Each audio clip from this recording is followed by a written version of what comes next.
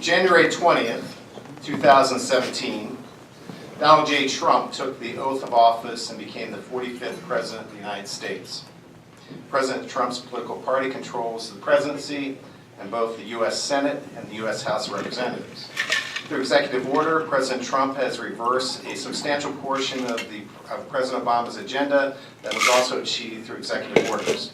But Trump has been limited in major initiatives until Congress's recent passing of the tax overhaul bill in December. The U.S. economy continues to improve from the Great Recession. Unemployment rates are now at 17-year lows at 4.1%. Multiple states reporting just yesterday their lowest unemployment on record. The stock market is running with high momentum, reaching all-time highs as I speak, as the Dow Jones has gained 31% in Trump's first year.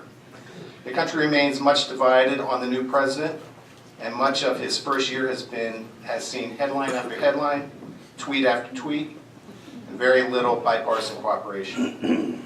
There's also plenty going on throughout the state.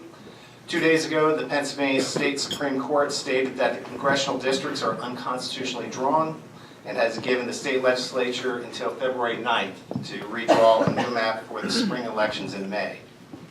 Pennsylvania will also have a special election for a congressional seat, also a U.S. Senate race, along with the upcoming governor race. In the governor's race will be York County and Governor Tom Wolf seeking re-election, while Republicans have 4 candidates, including York County and State Senator Scott Wagner. It could be a very interesting fall. Another local wrinkle in Pennsylvania is the Pennsylvania House Speaker is running for governor, and the number 2 Republican in the House is running for an open congressional seat. And what could that mean for State Representative Stan Saylor, who has held high leadership roles as whip and is the current chair of the powerful Appropriations Committee? Who could possibly make sense of all this and give us some insight?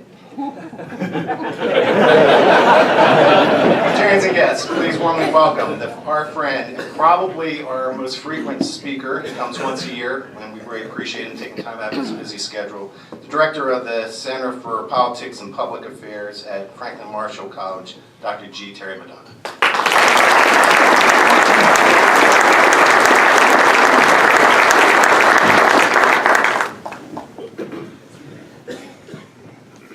Well, thank you very much for that introduction. By the way, before I get going here, I want to thank you for what you do. I try to accept any and all invitations from Rotary, stay seated, Sertomas, as well as JCs, because of the work you do in your community. I mean, it can't be exaggerated. I think the community of York and the other communities that have Rotaries are well served by their efforts.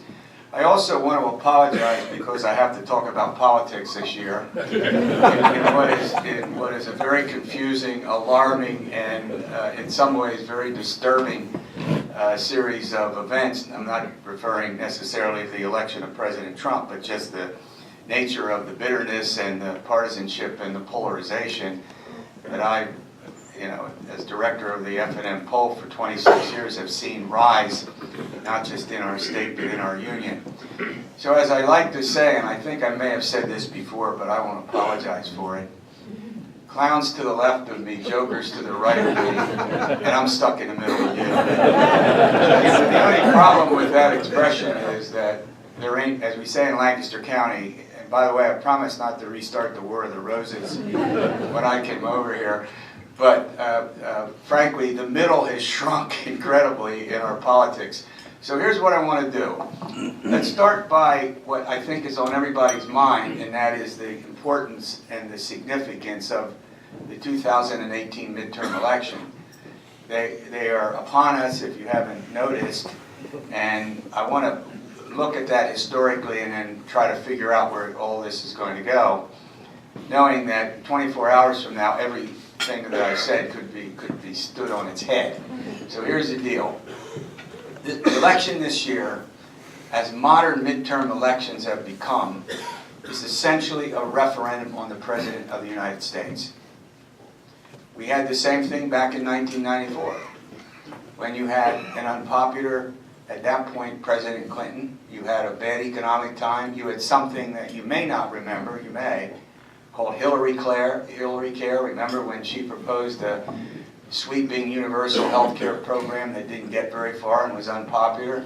So you know what happened? The Republicans took control of both the houses of the Congress. And a guy named, remember this guy, Newt Gingrich? He shows up on TV every now and then in the so-called Gingrich Revolution. The next big midterm where we had a shakeup was in 2006.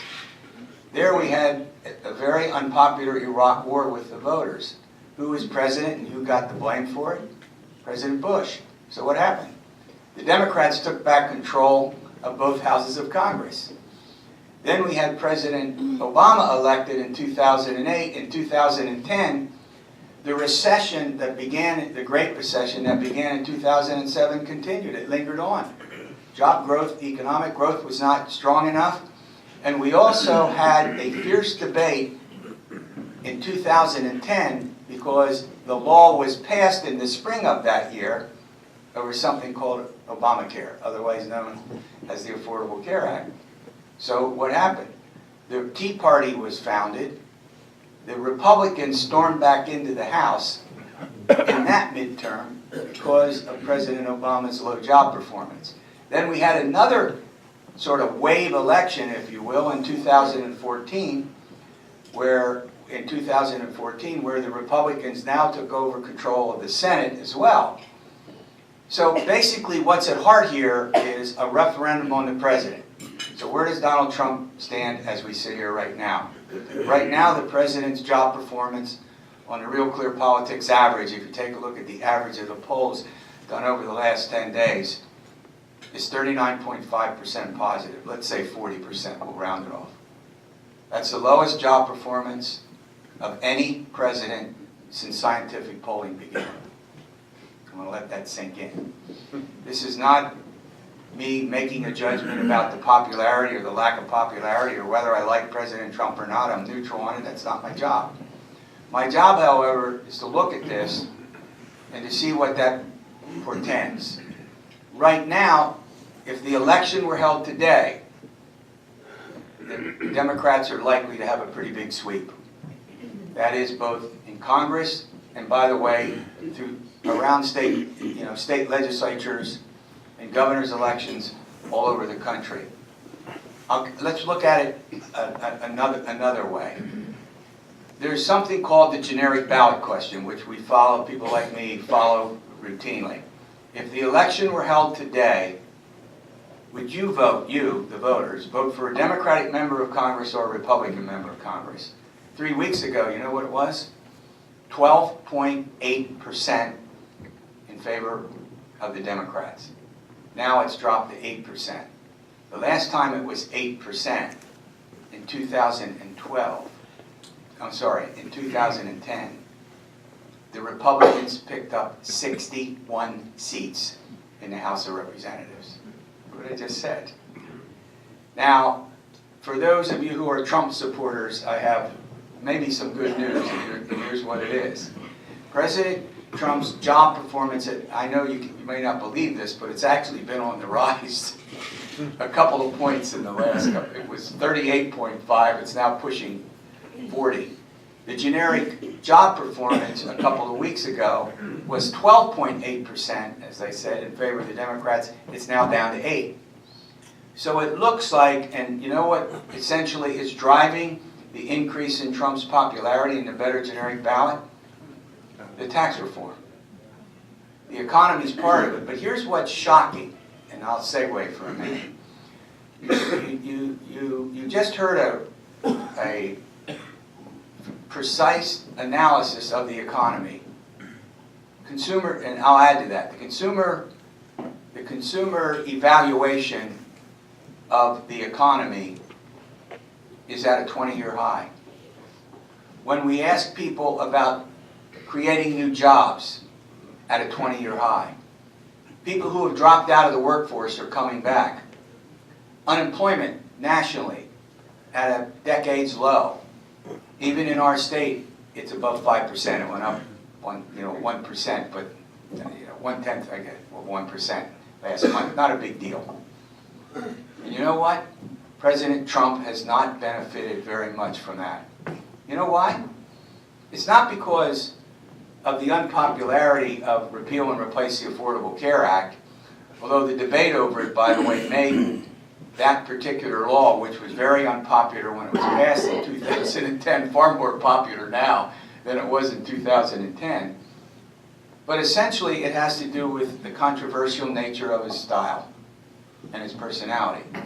And I say that when I even speak to groups of Trump supporters. I say, look, don't look at me. I don't tweet. I tweet, but I don't get into trouble, at least not up to this point with it. So much of it really just has to do with the controversial nature of his of his style and his personality and the way he presents himself.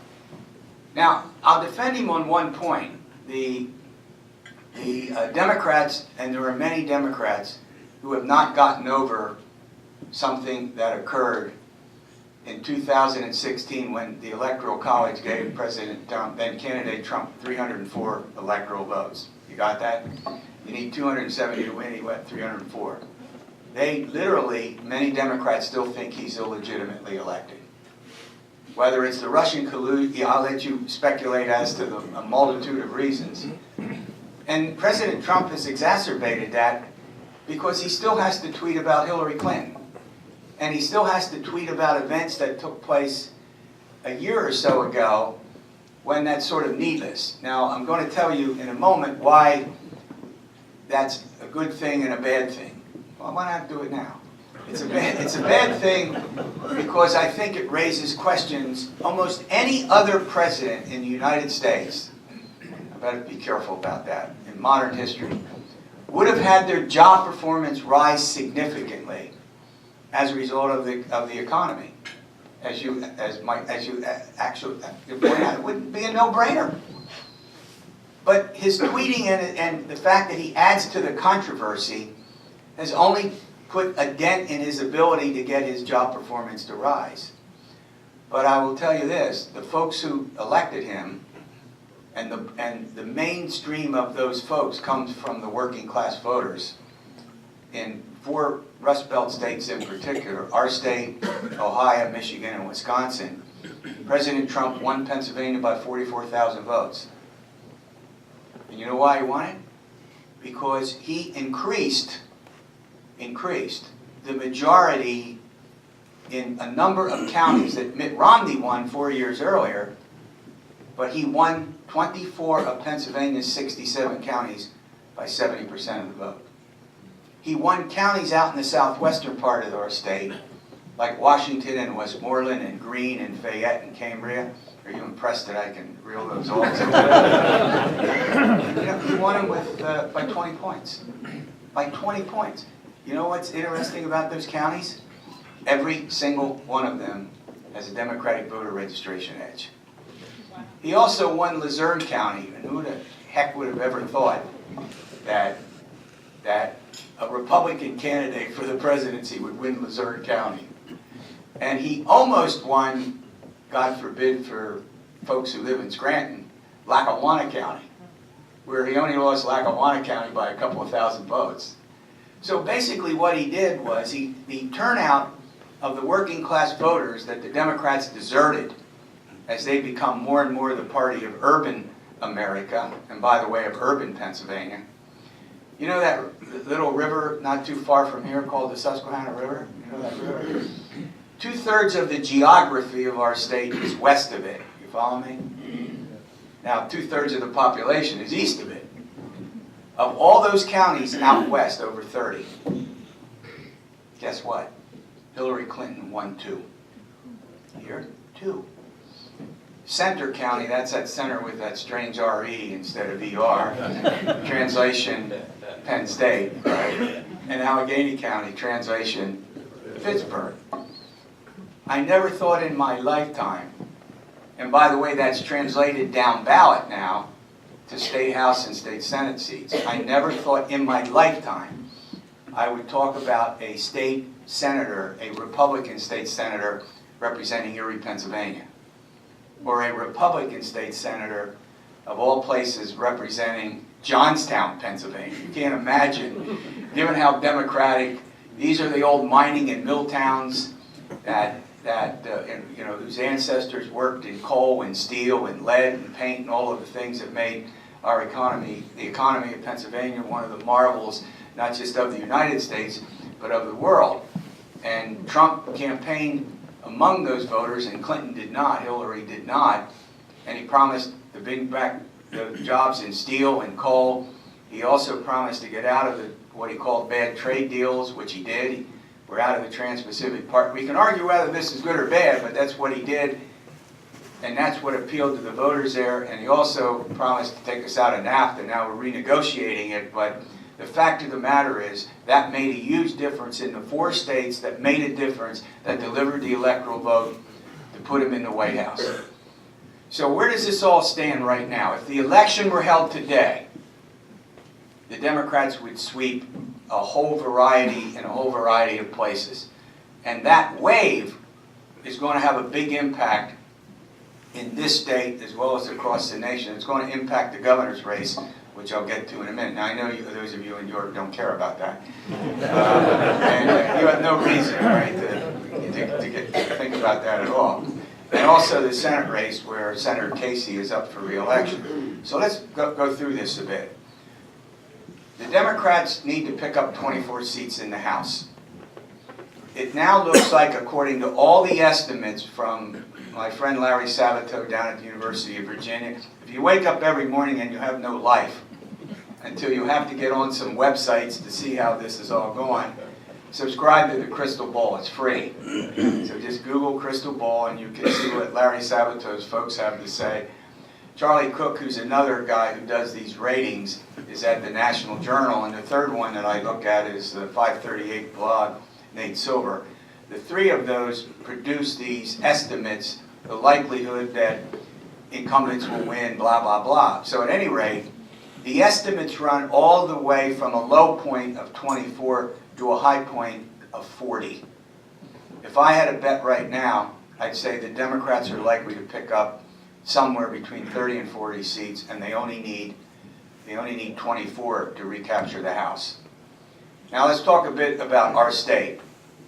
We have 18 members of the in our congressional delegation. The Democrats have an 800,000 active voter registration edge. They hold only 5 seats of the 18. That's called artful, until earlier this week, legal gerrymandering. And I don't know how much time I have. I spent a lot of time writing about this. I don't know how much time I have to get into this. But here's the situation. Right now, 14 incumbents are seeking re-election, and 4 are not. 4. All 4 not seeking are Republicans. You got this? Are all Republicans. 2 of them out in the western part of our state. 1 in the 8th, and as was referenced in the 18th Congressional District, a special election that will take place on March 13th. The congressman from there, Tim Murphy, had a little bit of a problem. He was married and had a girlfriend, okay. But he was pro-life and actually suggested that you get an abortion. So I'll let you all, and this is all on the record, so I'm not telling tales out of school. So we have 4 Republican seats. The other one is the 9th Congressional District, again out in the more central part, but central western part of the state. And then there are 2 others in the eastern part of the state. But here's the way to think about this. The Democrats, because they're optimistic, have targeted districts in the Philly suburbs, the 6th Congressional District, represented by a guy named Ryan Costello. That seat is basically based in Chester County, and it's one of those districts that clearly the Supreme Court had in mind, our own PA Supreme Court. The other district is the 7th. That's also been targeted. That's represented by Pat Meehan. Now, Congressman Meehan also has a problem, whether you're aware of this or not. He made overtures to a staff member. She was his soulmate, and I won't go into it. He made a settlement with her because she argued that she faced a hostile work environment and left, using thousands of dollars out of his congressional fund. I didn't say campaign fund. using taxpayer dollars. And you know how that's gone over, right? With other members of Congress who had to leave. And what it does surprise me about Representative Meehan, his district is basically in Delaware County, but it's another one of those artfully gerrymandered. It goes up to Montgomery County, comes out into Chester County, up into Berks, and comes over to where I live in Lancaster County, where he represents 35,000 people on the eastern end of Lancaster County.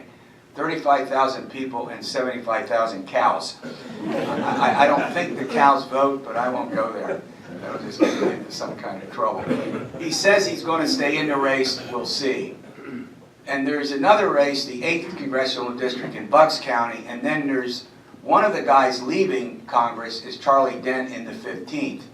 That district is seen as far more competitive. So bottom line here, Pennsylvania is going to be ground zero along with about 5 other states as Democrats run campaigns here trying to pick up seats.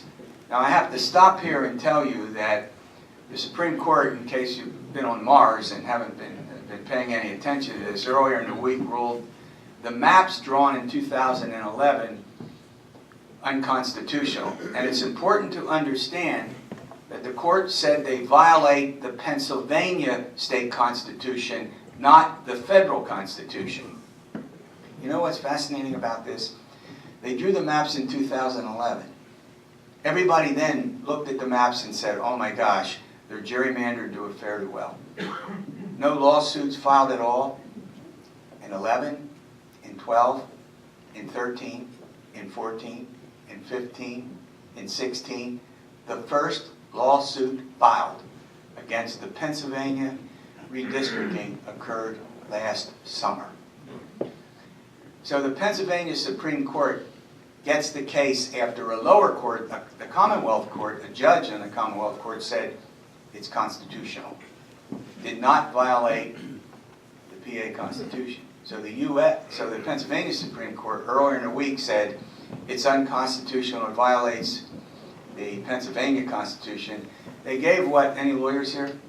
They gave what they called, they handed down a per curiam decision, which means the final decision with the rationale in the Constitution is not even available yet. But so in other words, you don't know what sections of the PA, we have a guess, I can guess at it, the PA Constitution has been violated. So here's what's really, really wild. I've written about this. I'm not in favor of political gerrymandering. I think it's wrong and should not exist. But here's what they've done. They gave the Pennsylvania legislature 3 weeks to draw the maps for 18 districts. Now, they have the technology to do it. So the Republicans have been criticized both in 11 and 01 when they redrew these lines, making them more safer for. By the way, a guy named Perry's safe. Don't worry about him. Who's that guy? I'll let you think about that. Bottom line here is they gave the legislature 3 weeks. And then they added another 4 days for Governor Wolf to get on board to sign the bill or not to sign the bill. Now in 3 weeks they're supposed to redraw the lines. Now you would think, given what they've done, that they would want to call in 14 incumbent members of the legislature, of the Congress, who are going to be in just to get the testimony, right? You would think that they might want to call all kinds of groups that have an interest, particularly those who filed the suit in court, that, let them testify about what they think before they make up their mind. And here's what's really fascinating. More than 40 people have filed to run for Congress in the 18 congressional districts, not including the 14 incumbents who are seeking re-election. Here's what's crazy. These people have already raised money, they've already been out campaigning, and they might not even live in the new district. How about this? 14 members of Congress might not even live in the new district. Now, under the U.S. Constitution, you don't have to live in the district. You have to live in the state, not the district. But what's that C word that's going to be used? Oh, excuse me, carpetbagger. So you can see the... But how would you like to be these candidates who have invested, in some cases, 6-9 months out running and in a campaign? They don't even know what the boundary lines are. And so I think what really wants to happen is the Supreme Court Court wants to do it itself. Now, as we sit here, I'm sure they're out hiring all these experts to do it, and they've given the legislature, in my humble judgment, a bad time frame. They want to make sure that the congressional elections take place on the May 15 primary date, when state lawmakers and others will be on the ballot in the primaries. So essentially, that's what they're trying to do. Instead of saying, well, we'll give you another 6 weeks, we'll move the primary for Congress back to, what, June, let's say, which is still plenty of time for the general. Or as some have argued, why didn't they just apply it to the next election? Which would be what year? 2020, right? But you know what the problem there is? This is fascinating. In 2020, they redraw the boundary lines and they all get these new districts. Guess what they have to do in 2022? They'll have new districts because under federal law, Constitution actually, every 10 years after the census comes out, they have to redraw the boundary lines under a constitutional mandate. So then they could change again based on the population shifts. This has all gotten crazy. You can't make any sense out of it. So I'm not going to dwell on this. I want to make one other point. The Pennsylvania Republican leadership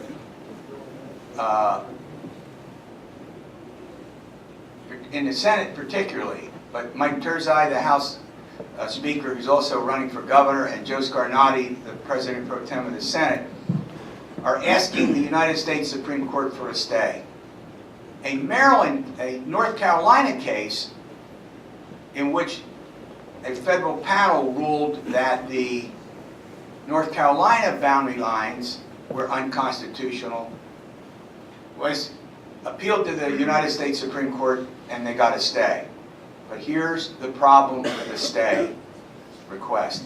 This has nothing to do with the U.S. Constitution. Remember this. The Pennsylvania Supreme Court ruled that it violates the PA Constitution, not the federal Constitution. So in order to make sure that they can get the stay request out of the U.S. Supreme Court, they now have to go back, state Republicans, and go back to the Pennsylvania Supreme Court and ask for a stay there. You see how complicated this has gotten? What makes it worse is there are 7 members on the Pennsylvania Supreme Court, 5 Ds and 2 Rs. Guess how the vote went? 5 Democrats voted to say it's unconstitutional, and 2 Republicans did not. One of the Democrats, and I think he is right about it, is one thing that I agree with him about. One Democrat, Justice Baer, you know what he said? He was with the 5, but when it came to this timeline, says no way, no how. There has to be an extension, you know what I mean? It's just being done too quickly. So we'll see how that all plays out. But Democrats are ecstatic about it. They now think if they redraw the boundary lines down in the Philly burbs, and maybe 1 seat out in the west, they're part of our state, that in the end, you know what will happen? That the Democrats will be able to pick up a couple more seats. So Democrats are ecstatic about it, Republicans aren't. And the folks who've appealed it, led by the League of Women Voters and individuals who live in those districts, congressional districts, citizens, are obviously very happy. The real problem here is not the decision per se. I must end on this. I could go on about this. It's something I've written a lot about. The United States Supreme Court has never ruled on political gerrymandering. In fact, it's non-justiciable. You know why? The United States Supreme Court says we can't figure out what standard to use, and if we do, how much gerrymandering should we allow? Should it give one party a 1-point advantage, a 2-point advantage, a 5-point? You get it. There's been no standard. Now there is a case right now before the U.S. Supreme Court involving the Minnesota State Legislature, not Congress, and some professors out there, my types, have created something known as the efficiency gap, where they look at the votes that are wasted by voters, even if they vote, but they're wasted because of the gerrymandering. And the folks who believe that the Supreme Court of the United States should weigh in and get involved in this, their argument is that that you now have a standard that you can use. So we're all, and the Supreme Court also has a case involving the Democratic gerrymandering of the Maryland Congressional District. So The best way to resolve this, in my humble opinion, is for the United States Supreme Court to finally decide once and, well, they have decided, but they can decide again whether to take up the case, and if they do, they've taken it up to make a decision about whether political gerrymander violates it. It would more likely be the First and the Fifth Amendment. So let's move on. All right, I want to end on two things. I want to talk about Senator Casey and Governor Wolf. Let me hold Governor Wolf off so that you don't leave. Senator Casey is running. He has, by the way, he's been elected 5 times to statewide office. Twice as Auditor General, once as State Treasurer, and twice as a United States Senator. In 4 of the 5, he's won by double digits. He's been a fairly easy victor. Senator Casey is a very interesting Democrat. Well, he has emerged in the Trump year as one of the top 5 Senate critics of President Trump. Every day, I'm on everybody's mailing list because I want to know what they're doing. I get an email from Casey or Casey's office pointing out something the senator doesn't like about the president. But you know what? There's one thing that Senator Casey agrees, big thing, that Senator Casey agrees with Trump. Do you know what that is? On trade and manufacturing. Senator Casey, unlike Hillary Clinton, who couldn't find the southwestern part of our state, she couldn't find Menneson and couldn't find Johnstown, basically ran a campaign urban-based and in the suburbs of Philly. Senator Casey has deep roots and connections to the working class voters, and he's maintained them. First of all, his dad did. You may not be aware of this, but Bob Casey's grandfather was a coal miner. Senator Casey has kept those connections. He agrees with Trump on getting rid of the unfair trade, what Casey and Trump would call the unfair trade deals, which hurt the mining and mill towns, you know, in places in the southwestern and up in the northwestern part of our state, in the anthracite coal regions up in the northwestern part. So translation, Casey agrees with Trump on getting rid of Trans-Pacific Partnership, on getting rid of NAFTA. As I said, they're renegotiating, on bringing back coal and steel. So he's kept those connections.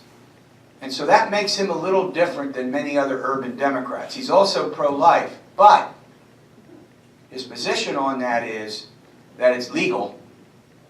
He says it's legal, therefore he doesn't try to undo it. He does vote for Planned Parenthood funding, but he's personally pro-life. And so I think he has, in that sense, tried to carve out a niche that doesn't make him what is now has emerged, which are Democrats that are essentially urban-based, given their constituencies in the cities adopting a whole variety of positions. Now, he'll support a lot of the urban positions. So his likely opponent is a guy named Lou Barletta, who's the congressman from the 11th Congressional District. Barletta has one of those interesting districts. It starts up in Hazleton, somewhere near New York. I'm joking. Runs the whole way down here into south central PA, and guess where it goes? Into Perry County. He was Trump before Trump was Trump on immigration. He was on Trump's transition team. He was on co-director of Trump's campaign. And when it all comes down to it, it's going to be a referendum on the President of the United States. And Trump has endorsed him, so we'll see where that all goes. Now, your president's standing there, that means I have 2 minutes. So let me end with Governor Wolf. Right now, if I were pushed to the wall, I'd say that the race leans Democratic, meaning that Wolf is probably more likely to win than not. The reason I say that is he will benefit from the wave. By 6 to 9 percentage points, Democrats are more likely to turn out. That's one of the wave advantages that Democrats have. Number 2, Governor Wolf's job performance in the mid-40s is not that bad. Number 3, he has not. He's a different kind of governor. I'll be very honest. Now, many of you know him personally. He's not a politician. He doesn't act like one. I can't figure out if that's good or bad. But he eschews doing a lot of programs. He doesn't go on a lot of media events. He tends to be, oh gosh, do I want to say this? more academic. I guess so, PhD. You all get it. You all get it. And he doesn't have the same persona. I'll put it another way. He ain't no Ed Rendell. You never saw a microphone he didn't like, and never saw an interview that he wouldn't do. And so right now, and he was not hurt at all by the fact that the state passed the budget on June 30 last year for the current fiscal year, did not come up with the money to pay for it until 3 months later, and you all know about that. Why? Because no government employees were laid off. Every department of state government functioned. In other words, people didn't even know what was going on for the most part because it didn't affect the services they got. Now, right now, so give all things being even, I would say he's a reasonably good chance he's likely to win. Now, there are 4 Republicans seeking to oppose him. One, as you know, is Scott Wagner, who's running as an outsider despite 4 years in the state Senate, and a reformer. There's a guy named Paul Mango, and you can't turn on a TV, and you all know he was in the military, right? He made millions in the healthcare business. He's also running as an outsider. And a female lawyer from Pittsburgh, Laura Ellsworth, who's also probably a multi-millionaire. And then the Speaker of the House, Mike Turzai. Now, Turzai has a problem running as an outsider because he's been in the state legislature since before the fall of the Roman Empire. But he is running as a reformer. So what we expect to see here, and Ellsworth, by the way, they did a gig, all 4 of them, out in Pittsburgh. And because I have no life, I watched it on PCN. And Laura Ellsworth is not a Trump backer. The other 3 voted for him. She's not been outgoing on the Trump support. She also doesn't favor the current law, which allows any people to give any amount of money in the governor's race, any state race, any race for any office in the state, not federal. You give any amount of money to a campaign at any time, and they can use it for almost anything. She wants to see some limits on that. So she's positioning herself as more of a moderate Republican, although on taxes and regulation and all of that, she falls in line. So we're going to have to wait and see how that plays out. At the moment, most experts that I talk with think that Wagner has this slight edge to be the nominee. He's been ubiquitous around the state. He's got plenty of money. I don't know about that trash commercial, and I'll let you all decide that, where he's still taking out the trash even though he's in the Senate. The legislature is controlled by his party, but I'll go there some other time. So the bottom line is, it looks like Wagner, I'm not making a prediction there, but a Wagner-York Wolf election would probably be good for York. I can't speak for the rest of the state. You'll have to have me back next year and we'll try to figure out how that goes. So overall, we're interested for a very exciting election year. And here's the final point I want to make, and I don't know if we're doing questions or I'm being thrown out, but here's the point. Expect the unexpected. We are in the most crazy political environment. I've been doing this for more than 30 years. I spent my whole life, academic life, writing about politics, especially Pennsylvania politics. I've never seen a more unstable, unsteady, unreliable, unpredictable political environment like the one we live in, with Democrats and Republicans virtually unable to talk to each other. Now, you did know that the shutdown was resolved when Senator Collins from Maine and Lindsey Graham and Senator Flake got Democrats and Republicans, senators, in a room together and worked out a deal, absent President Trump, to get the shutdown over. And then when the Speaker or the Majority Leader Mitch McConnell virtually told him this is what he had to do, was to promise to bring up DACA, promise to bring up DACA wherever it stands for a vote by that 3-week period. So we'll see how that all goes. At any rate, she's standing there. I think I'm done.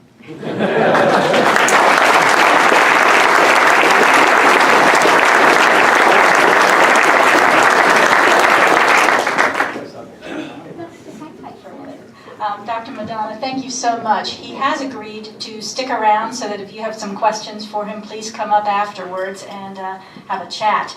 In honor of your program today, Terry, we invited you to autograph a book plate for us that is going to be placed inside Stargirl, which is our book by Jerry Spinelli, and it's being donated today appropriately to the Logos Academy School Library. And if Otto or Michael could please come up and accept this from Terry, that would be absolutely wonderful. Absolutely. There you go. Congratulations.